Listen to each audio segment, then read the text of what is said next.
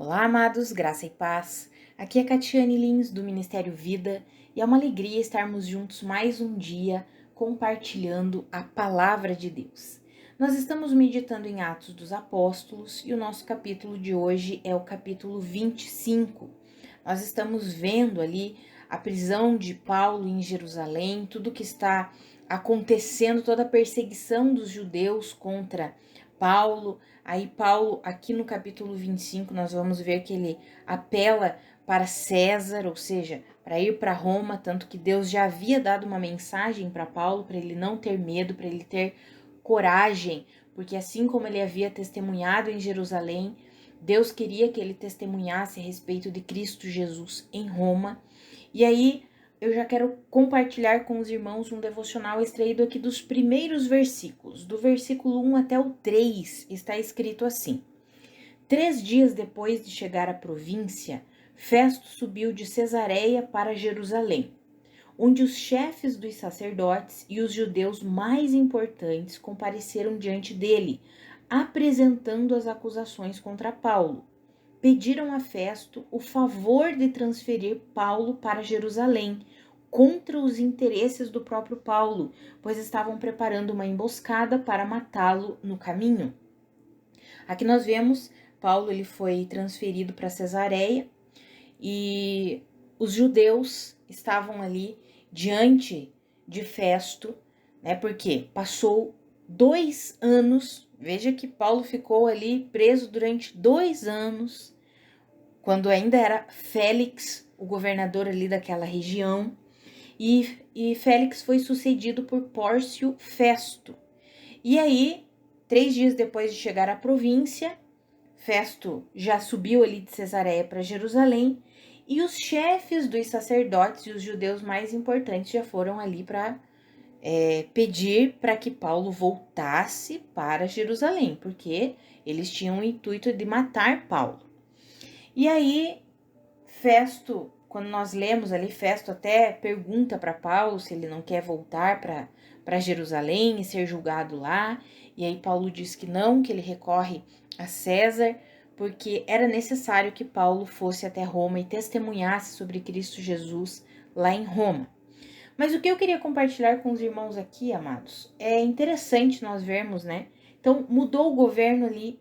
Antes era Félix, aí mudou para esse Pórcio Festo. E aí, quando muda, os judeus veem uma oportunidade para concluir o que eles queriam há muito tempo, que era matar Paulo.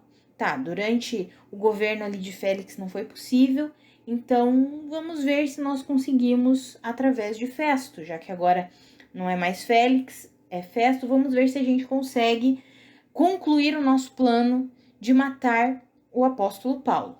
Esse era o intuito dos judeus, dos líderes, dos chefes, dos sacerdotes. E aí eu acho interessante porque no versículo 2 diz assim: os chefes dos sacerdotes e os judeus mais importantes. Amados, veja que se passaram ali 2 anos depois que Paulo fez toda a sua defesa diante de Félix, ele fez toda a defesa dele ali diante dos judeus. Passaram-se 2 anos, ele continuou ali preso.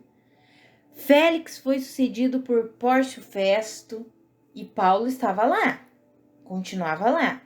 Em todo esse período, os judeus permaneceram querendo a morte do apóstolo Paulo. E o que me chamou a atenção aqui é que a palavra enfatiza que não foram simplesmente os judeus. Fala assim, os chefes dos sacerdotes e os judeus mais importantes. Mas é interessante que quando as pessoas que têm um certo poder, elas se sentem de alguma forma ameaçadas, elas tentam de todas as maneiras acabar, matar, aniquilar com aquilo que os ameaça. E era isso que estava acontecendo ali. Então, os líderes dos sacerdotes viam Paulo como uma ameaça. Por quê? porque muitos judeus haviam se convertido com a mensagem de Paulo. Amados, não foram só os gentios que se converteram com a mensagem de Paulo. Muitos judeus começaram a crer em Cristo Jesus. Então, a imagem da religião judaica, dos sacerdotes, dos judeus mais importantes, estava sendo o quê? Ameaçada. E eles não aceitavam isso. Nós podemos trazer isso para os nossos dias e ver que muitas vezes existem líderes religiosos que eles se sentem ameaçados quando alguém surge pregando a mensagem, pregando a verdade, falando a mensagem de Cristo Jesus, e essas pessoas se sentem ameaçadas e eles tentam de todas as maneiras aniquilar com aquilo que os ameaça. E é aí, amados, que nós precisamos nos manter o quê? Firmados em Cristo Jesus. O apóstolo Paulo permaneceu assim. E é interessante porque quando Festo vem e pergunta para ele, se você ler o capítulo todo você vai compreender, quando Festo pergunta para ele, você não quer voltar para Jerusalém, você não quer ir a Jerusalém para ser julgado lá? Porque Festo queria agradar os judeus, né? Festo queria ali fazer uma política ali, agradando os judeus, ver se conseguiria algo em troca, talvez, né? Ter aquele bom relacionamento político. E aí Paulo diz assim, não, né? Eu apelei a César e é perante César que eu quero ir. Por quê? Porque Deus já havia falado para ele que era necessário ele estar em Roma. Então ele iria cumprir a vontade de Deus. Ele chegaria até Roma para testemunhar lá sobre Cristo Jesus. E ele não cedeu às pressões que ele estava sofrendo ali. Ele falou, não, eu pedi para ir diante de César e é assim que eu vou me manter. É diante de César que eu quero a minha defesa.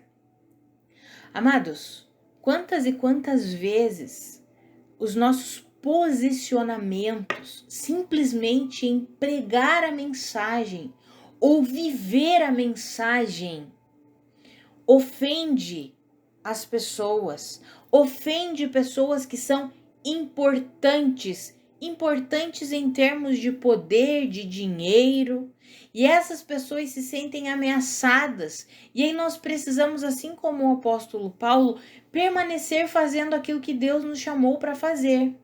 Ele estava preso, mas ele tinha uma direção que Deus havia dado para ele. Você não vai morrer. É necessário que você vá para Roma e você testemunhe a meu respeito lá. Ou seja, ele não aceitou, talvez se eu voltar para Jerusalém, será que ele não vai me soltar? Será que eu não vou ser liberto? Tanto que numa conversa ali entre Festo e o rei Agripa, eles conversam e dizem, poxa, não tem nada que condene esse homem. Se ele não tivesse apelado para César, ele poderia ser liberto. Mas o intuito é que ele chegasse até Roma. Deus queria levar Paulo até Roma para pregar em Roma. Então, muitas vezes, amados, nós sofremos essas oposições e aí ficamos com medo e acabamos retrocedendo naquilo que sabemos que é uma direção de Deus para nós. E o encorajamento para nós hoje é não retroceder, mesmo diante de acusações que não são verdadeiras, mesmo diante de situações em que somos ameaçados por pessoas mais importantes, por pessoas que, na verdade, eles se sentem ameaçados e aí tentam nos oprimir e tentam nos ameaçar. A mensagem de Deus para nós é: permaneça fazendo o que eu te chamei para fazer e permaneça cumprindo aquilo que eu estabeleci para a tua vida. Foi isso que Paulo fez. Paulo não retrocedeu, Paulo não voltou atrás, ele sabia o que Deus tinha para ele, sabia que Deus tinha estabelecido para ele ir a Roma, pregar em Roma. Ele falou, não vou retroceder, não vou voltar, é assim, ainda que seja preso, nem que seja como prisioneiro que eu chegue em Roma, mas é lá que eu vou, porque é lá que Deus me quer. Sabe, amados, e às vezes nós, diante das pressões que nós sofremos, E aqui eu não falo apenas ministerial, nós aqui sofremos pressões ministeriais, mas não só ministerial, às vezes pressões dentro do seu ambiente de trabalho, pressões dentro da sua própria família, pressões entre seus amigos, conhecidos. Não retroceda naquilo que você sabe que Deus te chamou para fazer. Não retroceda no caminho que você sabe que foi Deus que estabeleceu para você trilhar. Permaneça trilhando o que Deus te chamou para trilhar. Foi isso que o apóstolo Paulo fez. E esse é o encorajamento para nós.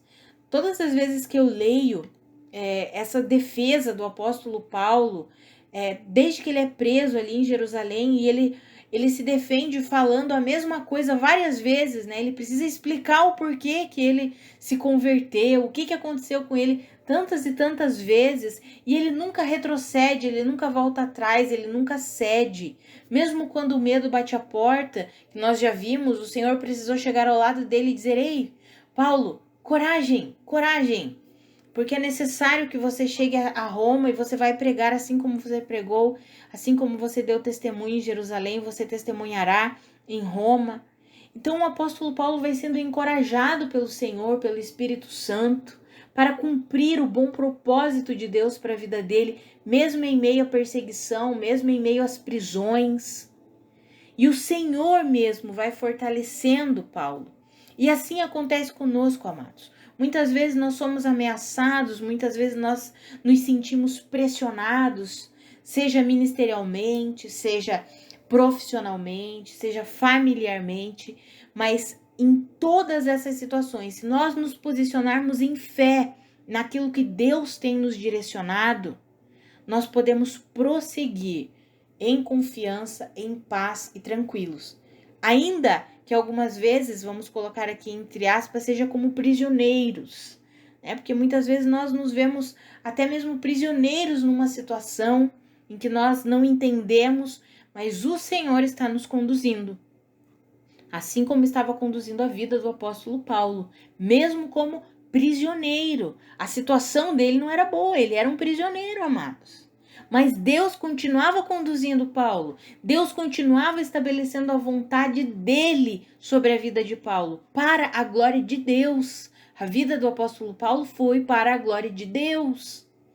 E eu creio, em nome de Jesus, que quando nós nos posicionamos assim, em fé na suficiência de Cristo Jesus, mesmo em situações que nós não entendemos, mesmo em situações que parece que nós estamos prisioneiros, nós somos livres em Cristo Jesus para viver a vontade dele, para viver os propósitos dele, mesmo diante de ameaças, mesmo diante de opressão vinda sobre nós, ou de pressão vinda sobre nós, que era o que estava acontecendo aqui com o apóstolo Paulo, aqueles judeus mais importantes ali pressionando, tentando fazer Paulo retroceder e dizer assim: ah, tá bom, eu volto para Jerusalém. Não, ele não voltou, ele disse: não, eu não vou voltar, eu já apelei. Ele estava usando do conhecimento que ele tinha a respeito de como funcionava o governo de Roma para viver o propósito de Deus para a vida dele.